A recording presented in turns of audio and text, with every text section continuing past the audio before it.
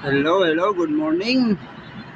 Magandang araw, magandang Lunes ngayon, no? Kumusta? Magandang araw sa ating lahat. Shout out sa ating lahat-lahat ng mga viewers. Shout out sa ating mga diehard supporters, mga followers. Dito tayo sa building na to na gumagawa. Shout out sa ating mga kasamahan saan mang panig ng mundo, makilala man o hindi, tayo po ay mag-success para sa ating mga ginagawa, mga kababayan. Kumusta ang araw sa ating mga kasama sa ating bansa? Kahit ang ating bansa medyo magulo dahil sa pangyayari o sa pagdadala ng administrasyon sa ating bansa na hindi na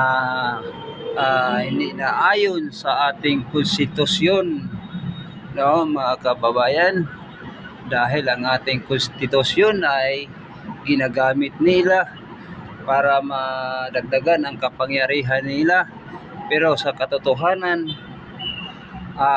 tayo ay ang taong bayan ay may kapangyarihan na tayo basta magkakaisa, malamang nga tayo ay nagiging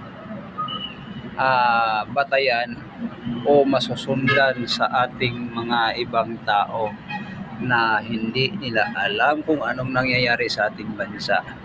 Dahil sa ating Pangulo nga si Bongbong Marcos ay isang bangag, isang ngiwi, no? Kaya nasasabi natin dito nga wala sa hulog ang ating administrasyon.